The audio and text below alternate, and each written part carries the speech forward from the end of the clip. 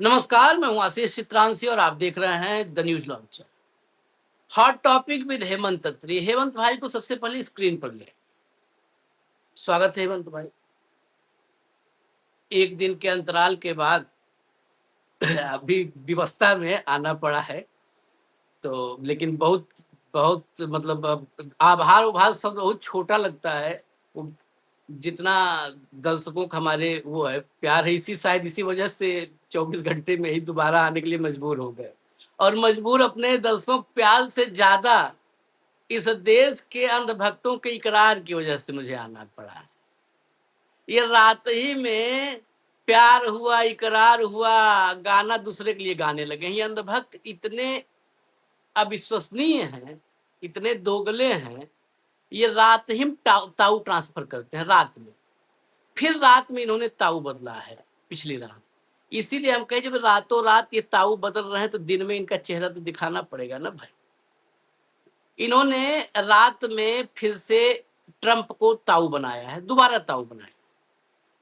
Trump को कई बार ताऊ बना चुके हैं, लेकिन इस बार जब ताऊ बनाया है तो मैं शुरुआत में 2-3 सवाल छोड़ दे रहा हूं, बाकी मुख्य मुद्दे तो चर्चा होगी, लेकिन इन 2-3 सवालों के फ्रेम में ही क्या डोनाल्ड ट्रंप नरेंद्र मोदी का राजनीतिक करियर 1 मिनट में खत्म कर सकता है? अब इस बात को मैं सच मानने लगा। अगर ट्रंप की एक बात सच है तो दूसरी झूठ कैसे होगी? अगर ट्रंप ने कहा my dear friend Narendra Modi, तो फ्रेंड मोदी तक सही है। अब फ्रेंड मोदी के बाद ये कहे कि लेकिन इसका करियर मैं बर्बाद कर दूंगा, तो झूठ कैसे हो जाए? आपको एज ए होल जश्न मनाना होगा या मातम मनाना होगा। पिक एंड चूज की जो भाजपाई दोगलेपन की कला है, उस कलक हम तार तार कर देंगे। पहली चीज। दूसरा, फिर ट्रंप की धमकी से आपने सीज फायर किया था। इस देश के सैन्य के अदम्य शौर्य और साहस को आपने मटियामेट कर दिया था ट्रंप की धमकी पर। इसको क्यों नहीं मानोगे? ट्रंपवक बात भी अपने मन से मानोगे, तय करोगे कि कितना मानना है, कितना छोड़ना है। ये अंधभक्त ही नरेंद्र मोदी फंसाएंगे। आखिर में इनके जो सत्ता का अहंकारी, सत्ता का अंत है ना, वो अंधभक्त करेंगे। आप लिख लीजिए, सादे कागज पर कलम से, स्केच पेन से लिखिए कि जिसको धूमिल न किया जा सके, धुंधला ना हो। भी तो पतला पेन के बराबर तो बची जाए। स्केच पेन से लिखा रहेगा तो पेन के बराबर तो बचेगा ना। लिख लीजिए, यही करेंगे अंत इस सत्ता। अब मुख्य विषय पाते हैं। ज्ञानेश कुमार अमेरिका जाएंगे, क्वेश्चन मार्क लगा है। इसलिए क्योंकि नरेंद्र मोदी से ज्यादा अब ज्ञानेश कुमार उपयोगी नजर आ रहे हैं ट्रंप के लिए। सोचिए आप, ज्ञानेश की रफ्तार समझिए। इसने मोदी के पीछे छोड़ दिया। अगर आज की तारीख में अमेरिका से चिपकना है, सटना है, लॉबिंग करवानी है, तो मुझे लगता है ये हल्दी पूरी उरी छोड़ो, ज्ञानेश कुमार को भेजो। ट्रंप भारत की चुनावी प्रक्रिया को इतना व्यवस्थित करने के लिए ज्ञानेश कुमार से बड़ा प्रभावित है, और ज्ञानेश का प्रभाव उसके दिमाग पर इतना तगड़ा पड़ा है कि वो बाकायदे पोस्ट करके ज्ञानेश की तारीफ कर रहा है, और ज्ञानेश के हुनर से अमेरिका में उसी से प्रभावित होकर के अमेरिका में कानून बनाने की बात कर रहा है।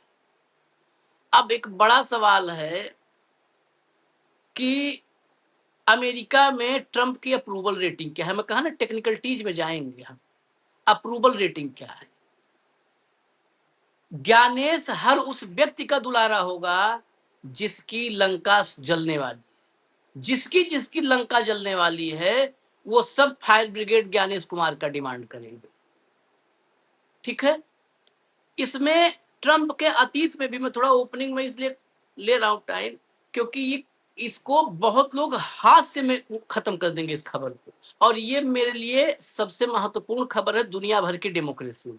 जिस जिस डेमोक्रेसी में ज्ञानेश डिमांड होगी, यानी वो डेमोक्रेसी ऑटोक्रेसी की तरफ बढ़ने की तैयारी करता है। ट्रंप की अप्रूवल रेटिंग क्या है? ट्रंप जब पिछली बार अमेरिका में चुनाव हारा था तो उसने कितनी नौटंकी की थी। वो तो अमेरिका जैसा देश था कि कान पकड़ के घसीट के बाहर कर दिया था व्हाइट हाउस से। नहीं तो ये व्हाइट हाउस से निकलने के लिए तैयार नहीं था। अमेरिका वाले समझ नहीं पाए, अमेरिका के वालों के भी दिमाग पर अब संदेह होने लगा है कि वो उस समय नहीं समझ पाए कि नहीं निकल रहा है, इसका मतलब ये हिटलर है अमेरिका का, इसका इलाज जरूरी है, लेकिन फिर ले आए उसको। यानी वो डेमोक्रेट की शकल में एक ऑटोक्रेट भीतर बैठा हुआ, उसके वो जाना नहीं चाहता है सत्ता से, और जो जो सत्ता से नहीं जाना चाहता उसकी डिमांड में ज्ञानेश कुमार डिमांड लिस्ट में नंबर 1 पे रहेगा। खरबूजा लौकी तरोई के पहले सब्जी की लिस्ट में ज्ञानेश कुमार की, इसको लाओ। ठीक है। दूसरा पॉइंट है, आगे एक चुनाव है, जो चुनाव ट्रंप की कुर्सी पर तो खतरा नहीं डालेगा, लेकिन अमेरिका के पावर बैलेंस को बिल्कुल हिलाने वाला है। आगे चुनाव है 2 महीने, क्या उसकी बौखलाहट है? बहुत सारे सवाल, मतलब दर्जन भर मेरे मन के भीतर जो सवाल उमड़ घुमड़ रहे हैं, उनके साथ ही कार्यक्रम शुरू कर। अब जरा मैं ट्रंप का वो पोस्ट दिखा दूं जिससे ये सबसे बड़ी खबर, जिससे सूत्रपात इस खबर का हुआ है। लाइए जरा दिखाइए, ट्रंप का पोस्ट दिखाइए। Earlier this month India chief election commissioner Gyanesh Kumar asked our administration, how can you have elections in the US without a valid photo ID? इस महीने की शुरुआत में भारत के मुख्य चुनाव आयुक्त ज्ञानेश कुमार ने हमारे प्रशासन से पूछा कि कैसे आपके यहाँ अमेरिका में बिना वैलिड वैध फोटो आईडी के कैसे चुनाव हो जाते हैं। इंडियाज लास्ट इलेक्शन हैड, जोड़ लीजिए आप अपने मन से, मैं नहीं बोलूंगा, इकाई दहाई सैकड़ा हजार 10,000 लाख 10 लाख करोड़ 10 करोड़, एकदम जोड़िए 64 crore 60 lakh voters, less than 1% voted by mail.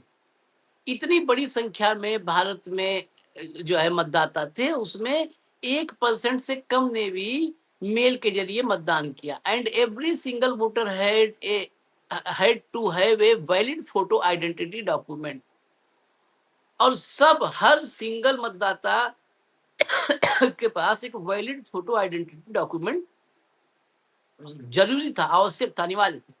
We need to pass the save America act, हमें सेव अमेरिका एक्ट पास करने की जरूरत है, आवश्यकता है। नाउ, अभी, तत्काल, जल्दी से जल्दी। प्रेसिडेंट डोनाल्ड जे ट्रम्प, हटा दो इसको। अब एक इसी पोस्ट के साथ एक क्लिप है, उस क्लिप को मतलब पूरा का पूरा चला दीजिए ताकि सुन भी लिया जाए। And finally, we will pass the Save America Act to defend our sacred American elections.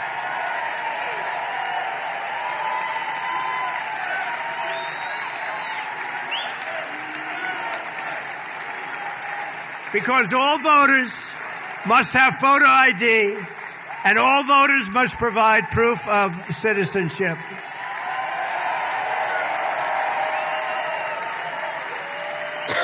Have to do it. We have to do it. And mail-in ballots, we're going to make them so secure you have no idea. If you want to stay home, you can do it, but we got to make them secure because they are crooked as hell. So thank you. Thank you very much. यही वो post है जिसको पढ़ने के बाद, देखने के बाद और ये सुनने के बाद भक्त पगलाए हुए। भक्त मतलब इस समय अगर आप देख लेंगे तो आप अगर सामने भक्त हो तो थोड़ा डिस्टेंस मेंटेन करके निकल जाइए, ऐसे वो पगला चुके हैं और लौट रहे हैं, लिटरली लौट रहे हैं। अब लौटने के लिए सड़क नहीं है तो सोशल मीडिया में लौट रहा है। राहुल की टीम ऐसे वक्त में मजे ले रही है, मजाक उड़ा। मैं मजाक मजे सब पर बाद में चलूंगा, लौटने तो बहुत सारे पोस्ट आप सोशल मीडिया में जाकर देख लीजिए। इन गंधों को अपने प्लेटफॉर्म पर ला करके, मैं चाह नहीं रहा था कि सुबह सुबह गंध फैलाऊं, वैसे भी अभी बीमारियां फैल रही हैं तो वायरल वगैरह, तो ये सब खुद ही यही बीमारी है, ये चला देंगे तो वायरस और वायरल बढ़ जाएगा हमारा, इसलिए मैं नहीं लाया।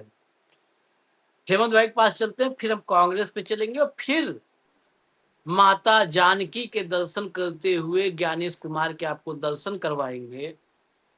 ये नरेंद्र मोदी पीछे छोड़ चुका है। सबसे पहले तो इससे इनसिक्योरिटी नरेंद्र मोदी के भीतर पैदा हो चुकी है। ये ये पीछे छोड़ चुका है, ये बहुत घातक जीव है। लेकिन अभी हेमंत भाई, आप ज्ञानेश कुमार की बढ़ती हुई शर्मिंदगी पर जलन तो आपको बहुत हो रही होगी। भक्त हमें बरनौल भी भिजवा रहे हैं बेशरम। अरे ये सोच नहीं रहे हैं, कल तक कहते थे ये मेरे पापक गाली दिया, पापक गाली दिया, पापक गाली दिया, आज उसकी आलती उतारने लगे रातों रात। सबसे बड़ा मुझे तो, आप टेक्निकलिटीज में जाओ, मुझे इस दोगलेपन पर बहुत अचरज होता है जब वो कहता है कि इसका एक पॉलिटिकल करियर खराब कर दूंगा, तो सब ऐसे शुतुरमुर्ग बन जाते हैं, मुंडी डाल लेते हैं अपनी टांग के बीच में। जब कहता है कि सीज फायर मैंने करवाया था, हम क्या करके इससे सीज अपनी मुंडी डाल लेते हैं टांग के बीच में। कहिसू कि ज्ञानेश कुमार बहुत बढ़िया चुनाव, इतनी फोटो आईडी बना दिया, सब कहे ताली बजाओ ज्ञानेश तारीफ किया, ताली बजाओ ज्ञानेश तारीफ किया। मतलब बताओ, पापक गरियाने पर शुतुरमुर्ग बने थे और चाचा तारीफ किया तो ताली बजाने लगे। अरे पहले तो तय तो कर लो, उसी चाचा तुम्हारा है, पापा तुम्हारा है या कोई नहीं है भाई। दोगलेपन की भी तो कोई लिमिट हो है? आशीष भाई नमस्कार, आपको सारे दर्शक साथियों को भी।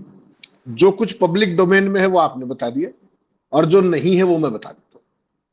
अभी जब आपने कहा कि इस पे चर्चा करेंगे, तो मैंने एक पूर्व मुख्य चुनाव आयुक्त से बात की। मैंने कहा साहब ये न्यूसेंस है क्या, ये कहां से आया ये सब, ज्ञानेश गुप्ता फलाना।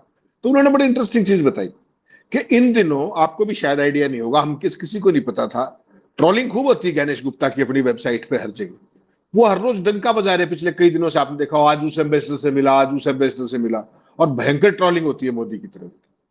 लेकिन जब मैंने इस पे स्टोरीज में काम करना शुरू किया तो उन्होंने बताया कि साहब हाल के दिनों में, आपको पता है ना, ट्रंप का एक जो नंबर 1 जासूस टाइप का व्यक्ति है, उसको भारत का राजदूत और साउथ एशिया का पता नहीं कुछ बना रखा है उसने, ठीक, उसका नाम है सर्जेई गोर। तो श्रीमान ज्ञानेश गुप्ता अभी उनसे मुलाकात किए थे कुछ दिन पहले, और वहां से खाली एक सेकेंड, हम ऑन डिमांड ही आज काम करेंगे। जब आए हैं, जब आप कह रहे हो तो हम फोटो दिखाएंगे, लाओ सर्जियो गोर को लाओ, इसलिए हम कह रहे हो। फिर ये देखिए, इसने ट्वीट भी किया है, उसको पोस्ट रोक दो एक भैया, रोक दो। ट्रंप के पोस्ट को रिपोस्ट करके लिखा है इसने, सर्जियो गोर ने, रोक नहीं वहां। President Donald J Trump is absolutely correct, 646 million voters, every single one required an ID in India's last election. Congress should pass the Save America Act. और ये नीचे जो फोटो लगा है, ये फोटो उसने लगाया है, यही फोटो जिसकी अभी हेमंत भाई बात कर रहे थे, ये सर्जियो गोर और ज्ञानेश कुमार है। यहीं से वो जासूस जो जग्गा भेजा है इसने, जग्गा जासूस, जग्गा क्या कह लो इसको, सगा जासूस कह लो। तो ये सगा जासूस जो आया है, ये यहाँ पर यही सब पैटर्न समझ रहा है, यही सब। अब हटा दो इसको बस, अब पॉइंट बिल्कुल कनेक्ट हो गया है। हाँ अब तो ये महोदय मिले ज्ञानेश गुप्ता। ज्ञानेश गुप्ता जी आजकल आप कोई उनका इलेक्शन कमीशन का फेसबुक पेज देखिएगा, हर रोज आज फलां एम्बेसडर से मिला, आज उससे मिला, आज उससे मिला। ये एक पार्ट है। और मोदी जी के कितने चोटी कट चेले हैं ये जानकर आप भी स्तब्ध रह जाएंगे। मोदी जी ने एक बहुत बड़ा प्रपंच रचा था इस देश के अंदर, हजारों करोड़ रुपए बर्बाद करके, लाइक ऑलवेज। G20 याद होगा आपको, और G20 में यहाँ पानी बरस गया, उसके बाद क्या हालत हुई थी दिल्ली में, वो आज तक भी अंडरग्राउंड पास ठीक नहीं हुए, वो छोड़ दीजिए उन बातों। तो जो पूरे देश में मोदी जी की भद पिट चुकी, पूरे देश के अंदर, तो वो विदेशों में डंका बताने लगे लगातार 12.25 साल से। तो इसी तरीके से जब ज्ञानेश गुप्ता देश में मुंह दिखाने लायक नहीं बचा, किसी पोस्ट को उठा के देख लो आप उसकी, मेरा आपको ओपन चैलेंज है फेसबुक पे, जहां उसका फोटो वही उसकी ट्रॉलिंग, देखिए आप, मजेदार। और जिस भी देश के राजदूत का फोटो लगाता है उसी के नीचे आ जाता है, लोग लिखने लगते हैं कि तुम इसी देश में चले जाओ, हमें छोड़ दो, उस टाइप की चीज। खैर, मुझे बताया कि ये अभी हाल में श्रीमान ज्ञानेश गुप्ता मिले थे सर्जेई गौर से, और उनको ये बताया, ये चर्चा हुई। सर्जेई गौर चूंकि आपको पता है ट्रंप का नंबर 1 हिटमैन भी है एक तरीके से, सारे गलत काम उसी से करवाता है वो, सारे डर्टी ट्रिक्स, यहाँ भी तमाम दुनिया भर के पॉलिसी चेंजेस आप देख रहे हैं लगातार, और कैबिनेट रिशफल में भी आपको बहुत बड़ी बड़ी चीजें दिखाई देंगी, वो इसी श्रीमान जी का कारनामा है। ये अमेरिका का यहाँ से एक तरीके से वायसराय बना रखा है, माफ कीजिएगा ये शब्द प्रयोग कर रहा हूं, बहुत दुख के साथ ये शब्द प्रयोग कर रहा हूं, हकीकत ये। तो इस भाई साहब ने वो सारा डिटेल दिया ट्रंप को, और ट्रंप चूंकि आपको पता है 2 महीने बाद में ट्रंप पोल है वहां पर बहुत बुरे तरीके से हारने वाला है, तो उसने अब इसको मुद्दा बना लिया। इस पे भी मैं आऊंगा, यूएस का सिस्टम क्या है। तो ये भाई साहब क्या कर रहे हैं आज की तारीख में, मुझे जो बताया पूर्व इलेक्शन कमिश्नर ने, उन्होंने कहा कि साहब जो हमने 1995 में एक इंटरनेशनल इंस्टीट्यूट है, आशीष भाई आपने भी नाम सुना होगा, इंटरनेशनल आइडिया नाम है उसका, 1995 से है वो, और स्टॉकहोम में उसका हेडक्वार्टर है। उसका नाम है international institute for democracy and electoral assistance. उसमें भारत भी एक सदस्य है। ठीक, आजकल रोटेशन में उसकी अध्यक्षता भारत के पास है, यानी कि ज्ञानेश गुप्ता के पास है। ठीक उसी तरीके से जैसे G20 की अध्यक्षता मोदी के हाथ लगी थी, उसके बाद उन्होंने देश के हर एक स्टेट में डंका बजाया था। तो केवल ये आप यहीं तक मत मानिएगा कि अमेरिका को ज्ञान देने चल पड़ा ज्ञानेश गुप्ता, भारत में तो मुंह दिखाने लायक है नहीं। अब वो क्या कर रहा है कि जो इंटरनेशनल आइडिया के हर राज्य के अंदर एक एक सेमिनार कराने की फिराक में है, ताकि डंका बजा सके। मोदी जी का तो असली चेला तभी हुआ ना। तो उस इंटरनेशनल आइडिया की जो चेयरमैनशिप आती है वो रोटेशन में है, आपको पता है। कुरैशी साहब 9 साल इसके अध्यक्ष रहे थे, अगर आपको ध्यान हो तो। 4 साल की टर्म होती है, 9 साल रहे लगातार। काम करोगे तो रहोगे। इन महोदय के पास रोटेशन में आया और ये क्रांति उठा के अब सारे देश के हर एक राज्य के अंदर जाके सेमिनार करेंगे। अब ट्रंप ने क्या कहा वो आपने बता दिया। ट्रंप बेसिकली क्या है कि अगर उसको एक बात की समझ नहीं है मेरे ख्याल में, कि ज्ञानेश गुप्ता मोदी का चेला है, ट्रंप का चेला नहीं है। अगर ज्ञानेश गुप्ता को वो अपने यहां ले गए मान लो, जैसा आपने कहा, तो ट्रंप भी चुनाव हार सकता है अगर मोदी ने कह दिया तो। ये ध्यान रखना पड़ेगा। जिस दिन ये भाई साहब वहां चले गए फिर चुनाव वही जीतेंगे जिनको ये चाहेंगे, ये ध्यान रखिएगा हमेशा। अगर ज्ञानेश गुप्ता को बुला लिया वहां पे तो गारंटी है कि फिर ट्रंप का भी काम हो जाएगा पक्का। जिस सीट पर जैसा परिणाम चाहेंगे वैसा ही होगा। गारंटी इस बात की भी है कि वो ये भ्रम भी बनाए रखेंगे कि चुनाव बिल्कुल सही हो रहा है। जो सरकार किसान और युवा दोनों में खुलेआम एक साथ टकराने की ताकत रखती हो, तो वह इस बात को बल देती है कि इस सरकार को वोट की चिंता नहीं है। और भगत क्या कह रहे हैं कि ले जाओ बेशक, वहां भी हमारे राज आ जाएगा, 2029 में बेशक वापस भेज देगा। अब आपने कहा कि अमेरिका के अंदर, अमेरिका का मैं आपको सिस्टम बता दूं, ट्रंप क्या चाह रहे हैं। ट्रंप ये आईडी वाला खेल वहां भी करना चाहते हैं। इसमें कुछ गलत नहीं है, गलत कुछ भी नहीं है, पारदर्शिता होनी चाहिए। लेकिन ट्रंप का जो सेव अमेरिका एक्ट है आशीष भाई, जिसका आपने जिक्र किया, वो इस टाइम फंसा हुआ है वहां पर।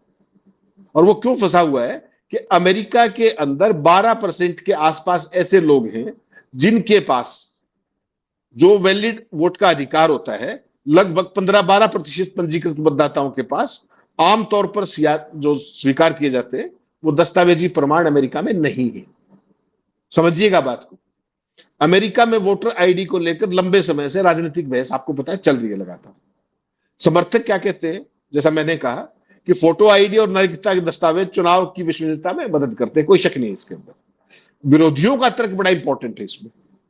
विरोधियों का तर्क है कि अमेरिका में गैर नागरिकों का मतदान पहले से ही बैन है, वर्जित है बिल्कुल। जो अमेरिका का सिटीजन नहीं है ही कांट वोट। अच्छा, वहां के सिस्टम यहाँ की तरह नहीं कि आपका वोट मैं डाला है, दाढ़ी भी वही सेम सारी चीजें, और मैं डाला है कोई पूछने वाला नहीं। वहां ऐसा नहीं होता है। वहां सख्त दस्तावेजी नियमों के कारण ऐसे मतदाता भी प्रभावित हो सकते हैं जिनके पास जन्म प्रमाण पत्र या वैध पासपोर्ट जैसे दस्तावेज नहीं है। इसलिए 12% वोट खत्म हो जाएंगे। अब इसको जोड़िए आप, ट्रंप को क्यों याद आया ज्ञानेश गुप्ता? आपकी एसआईआर में क्या हो रहा है? यही हो रहा है ना कि डॉक्यूमेंट्स के नाम पर छाट दो। लोकतंत्र में क्या होता है कि वोटर सरकार को चुनता है। मोदी जी ने चुन लिए, वोटर चुन लिए ना, और एसआईआर की तरह तरीके अभी चुन रहे हैं। सेम चीज ट्रंप करना चाह रहा है वहां पर। 12% का फिगर है जिनके पास वैध दस्तावेज नहीं है, जन्म के नंबर 1 और पासपोर्ट के। वो उस तरीके से आपने देखा जिस तरीके से लोगों को भगा भी रहा है वहां से सारी चीजें। और जो बिल है जिसका आप सेव अमेरिका एक्ट है, मैं इसका बता दूं थोड़ा सा। सेव अमेरिका एक्ट जो है, अमेरिका में मतदाता पंजीकरण और मतदान से जुड़े नियमों को और सख्त करने वाला एक विधेयक का प्रस्ताव है जो अभी अंडर कंसिडरेशन। इसके तहत वोटर रजिस्ट्रेशन के समय नागरिकता का दस्तावेजी प्रमाण और मतदान के समय फोटो आईडी दिखाना जरूरी होगा, जैसे मैं और आप दिखाते। एपिक है जी हमारे। हालांकि हमारे तो अब उसको भी नहीं मान रहे। इस विधेयक में डाक से जो वोट देने की प्रक्रिया, अमेरिका में आप डाक से वोट दे सकते हो, पोस्टल बैलेट बोलते हैं उसको। डाक से वोट देने की प्रक्रिया को बेहद सीमित करने का खेल है जो ट्रंप चाह रहे हैं। ये विधेयक अमेरिकी प्रतिनिधि सभा में ऑलरेडी पारित हो चुका है, लेकिन सीनेट में अभी तक इसकी मंजूरी नहीं है। खेल समझिए आप, सीनेट में मंजूरी नहीं है। इस मुद्दे पर डेमोक्रेट और रिपब्लिकन दोनों पार्टियों में गंभीर मतभेद है। ट्रंप लगातार सेव अमेरिका एक्ट को पास कराने पर लगातार अड़े हुए हैं।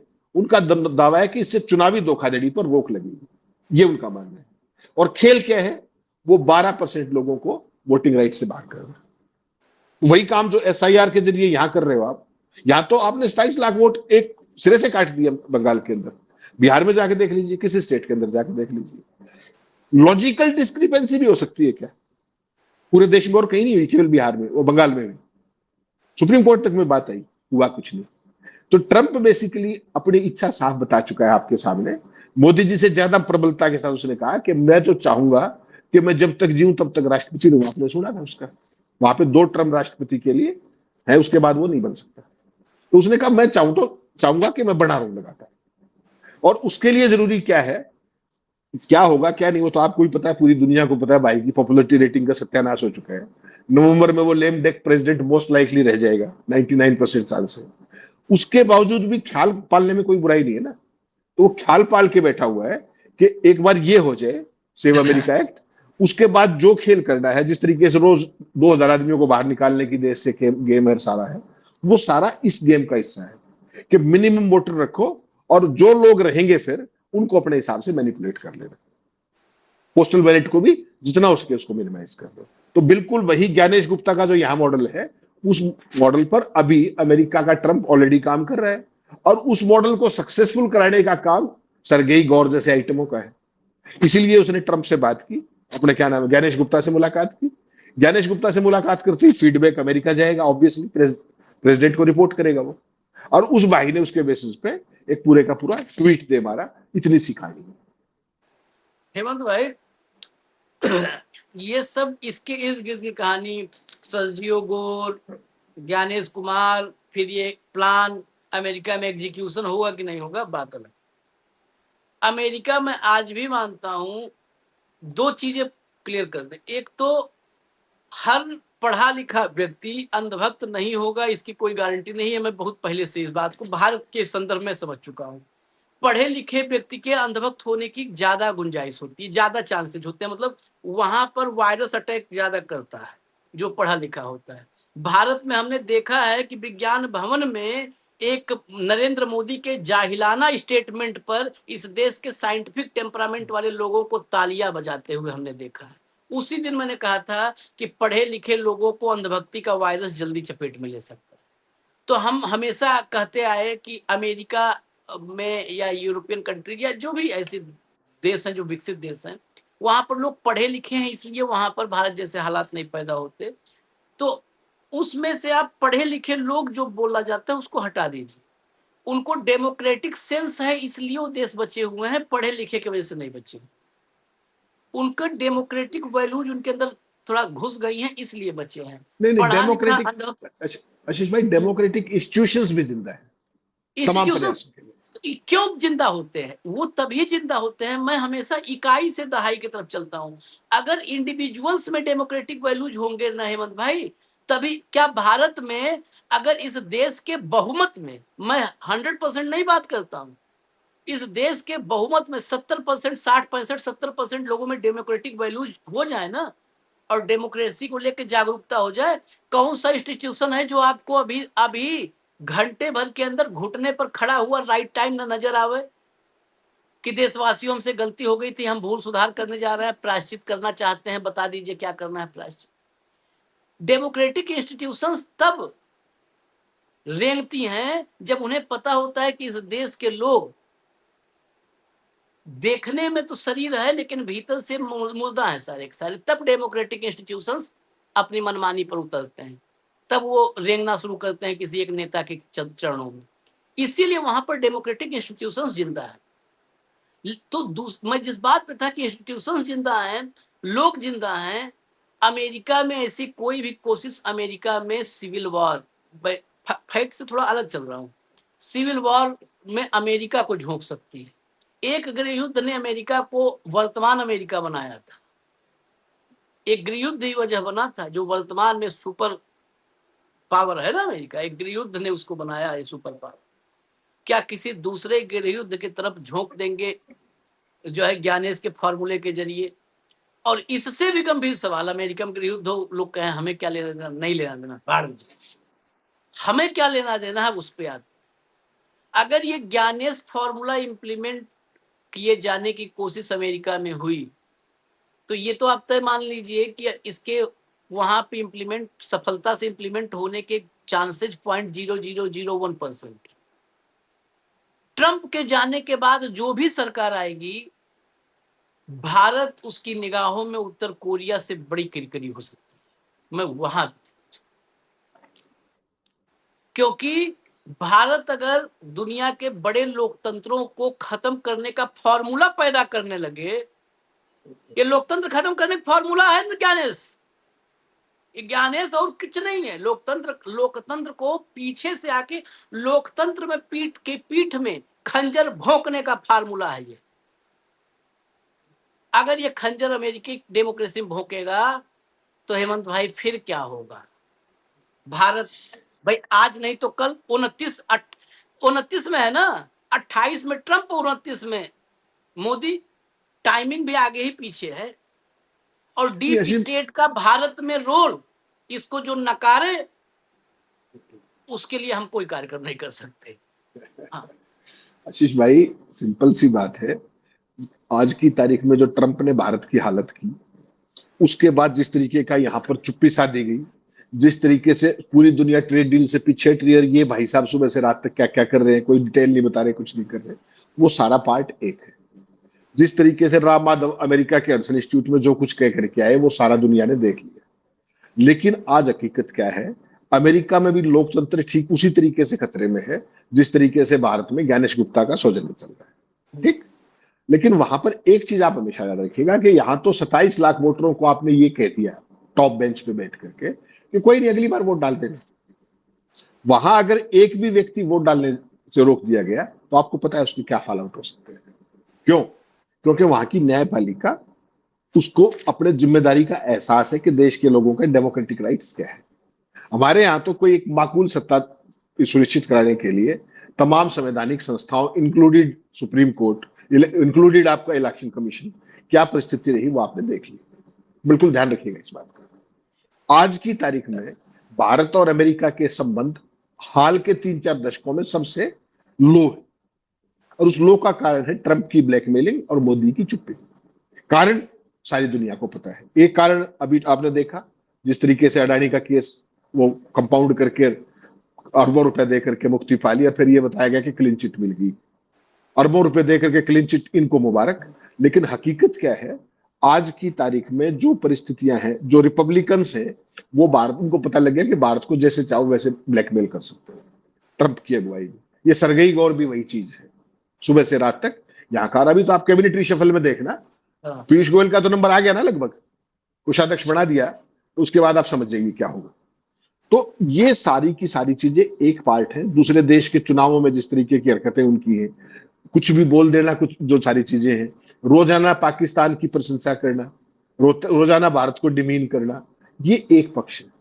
मोदी और ट्रंप दोनों की सोच वही राइट विंग वाली है कि मेरी सत्ता बढ़ी रहे, देश का बेशक सत्यानाश हो जाए।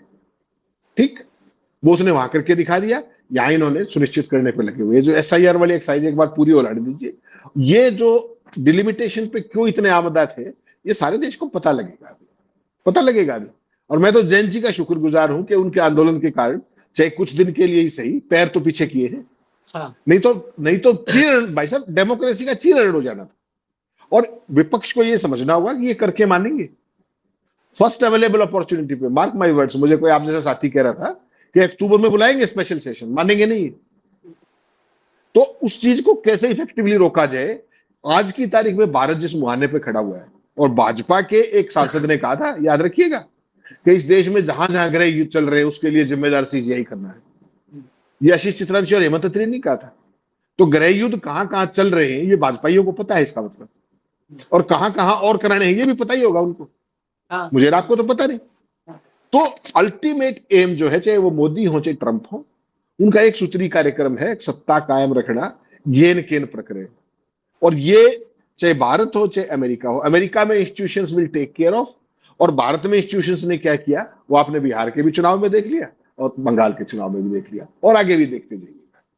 न्यायपालिका जिस मुद्रा में आज खड़ी है वो एक ही बात मैं कहूंगा कि लम्हों की खता है और सदियों की सजा है जहां तक इस देश के लोकतंत्र का सवाल है।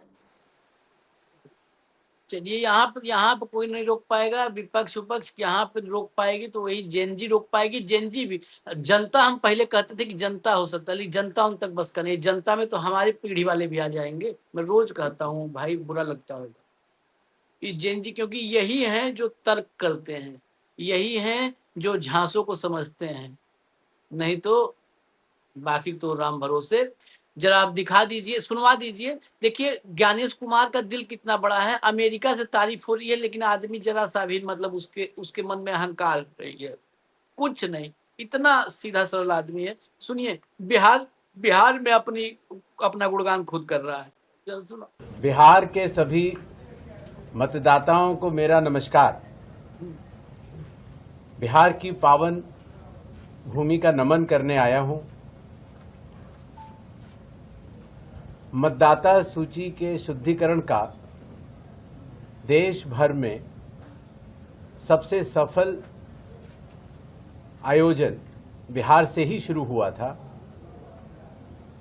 और विगत 2025 में हुए बिहार के शांतिपूर्ण विधानसभा चुनावों का मतदान प्रतिशत भी न केवल आज़ादी से लेकर अब तक बिहार में सर्वाधिक रहा, बल्कि अमेरिका, इंग्लैंड, फ्रांस, स्पेन और जापान के आम चुनावों से भी ज्यादा मतदान प्रतिशत रहा।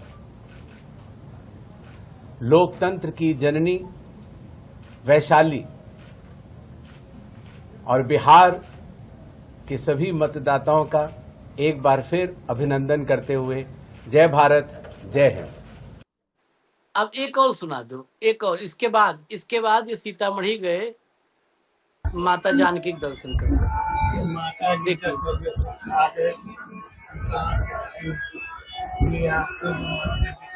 देखिए। पुनौरा धाम जहाँ मंदिर बन रहा है ये माता मेरा और जानकी। मेरी पत्नी अनुराधा का सौभाग्य है कि पुनौरा धाम पर आकर हमें मां जानकी का आशीर्वाद प्राप्त करने का सौभाग्य हुआ। यहाँ पर मां जानकी के साथ साथ ये सभी बहनें और इस धाम के आध्यात्म से निकलने वाली जो ऊर्जा है वो अनुभव भी की जा सकती है। इन्हीं छोटे शब्दों के साथ मां जानकी एक बार फिर मंदिर का जब निर्माण पूर्ण हो जाए तो हमें आने का सौभाग्य दें, ये प्रार्थना करते हुए नमस्कार, जय भारत, जय हिंद। बहुत अच्छा लग रहा है, बहुत अच्छा लग रहा है। सर एआई वीडियो और अच्छा, वक्त हो गया है, लेकिन हेमंत भाई, इससे पहले किसी चुनाव आयुक्त को आपने जिस राज्य में चुनाव न हो वहां पे जा करके प्रेस के सामने भाषणबाजी करते सुना था।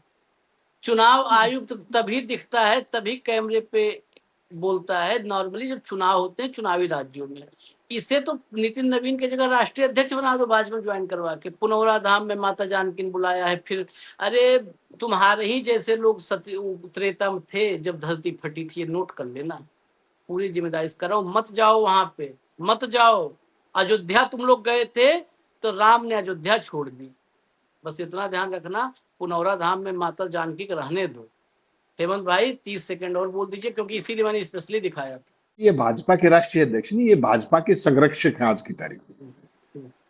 आशीष भाई, समझना पड़ेगा अपने को कि ये लोग किस एजेंडे पे काम कर रहे हैं। जैसा मैंने कहा ना कि 100% मोदी जी के टिकट चेला क्या होता है कि उनके रास्ते पे चले, मौसम हो बेमौसम हो, अपना जो अलग से राग अलापता रहे, वही काम इन्होंने यहाँ करके दिखाया।